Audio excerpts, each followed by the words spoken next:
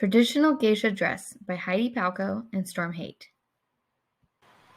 Introduction. We chose this topic because we wanted to learn more about a culture that was not like our own, and we wanted to know exactly what geisha were and what they meant to Japanese society. Historical background. From the 8th to the 19th century, dress in Japan remained relatively unchanged.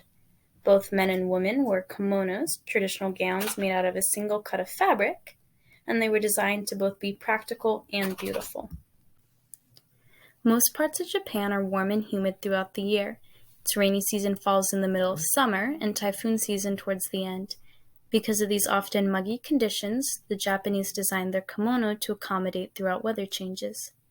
The fabric hangs away from the body, and the whole garment is supported on the shoulders, not the waist, thus allowing air to travel through and cool one down. While kimonos are rooted in practicality, they also hold their own beauty standards and language. For women, their ideal body shape was to be cylindrical. Because of this, a tight band was often worn over their bust, creating a flat shape that the robe would hang over. This was also thought to prevent the inner self from connecting with the outer self, so a prime example of where culture of kimono wearing intertwined with the practicality of the dress. The prints on kimonos have always been reflective of the time periods, so from simple stripes, as seen here, to more elaborate designs derived of nature, said to represent the changing of the seasons. One example of this would be someone wearing a kimono with a water design on it during the summer to relieve themselves from the hot, muggy heat. Here you can see a geisha in traditional hair, makeup, and kimono wearing lots and lots of spring blooms. Japan held on to all these motifs and way of dress until the late 1800s, when the government started to push for a more westernized way of life, including dress.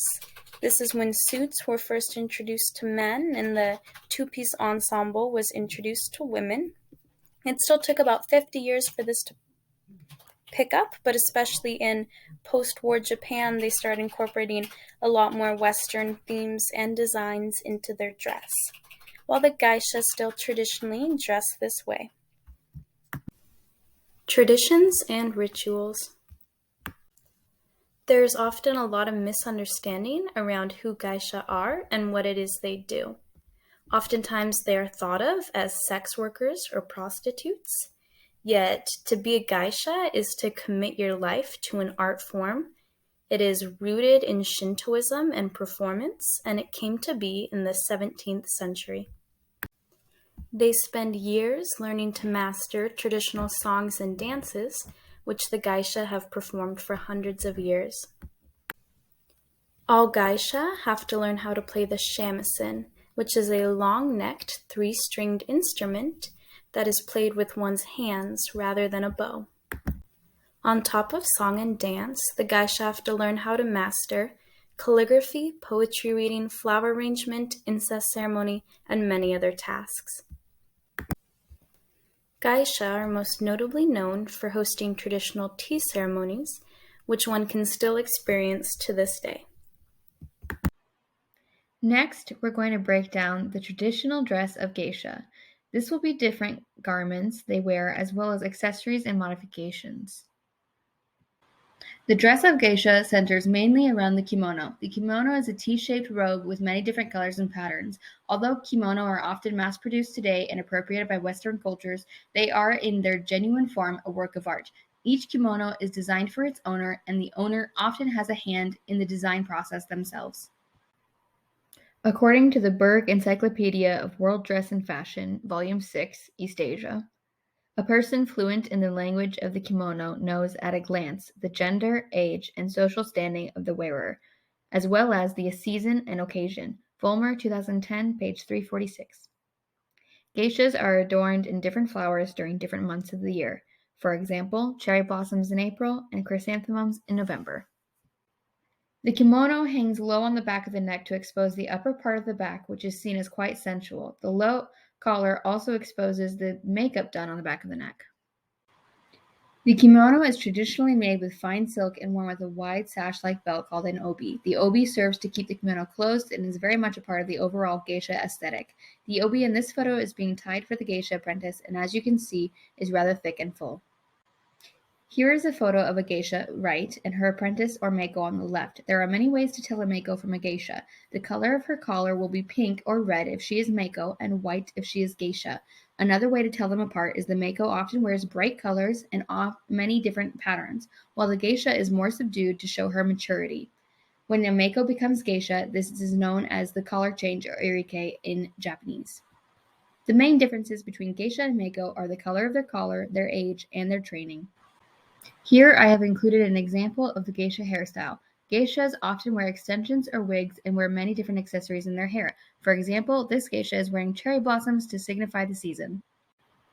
Here is another example of the geisha hairstyle. This geisha is wearing chrysanthemums because this photo was taken in November. Another accessory often worn by geisha in their hair is the wooden comb. It is believed in Japan that wooden combs have the ability to collect spiritual energy from hair. Perhaps this is why it has become a well-known accessory to geisha. In this photo, we can see two different types of shoes worn by geisha. On the left are informal shoes called geta. On the right are formal shoes called zori. These ones are higher and have a clog heel and are slanted in the front. Geisha learned to glide in these shoes. Next is the makeup routine known as shiraneri. The first step is to apply a thick wax base called abera with your hands so that it melts into the skin. This is applied to the face and neck. Next, the eyebrows are laid down with a paste called tsubushi, or they can be completely shaven off to make the process smoother.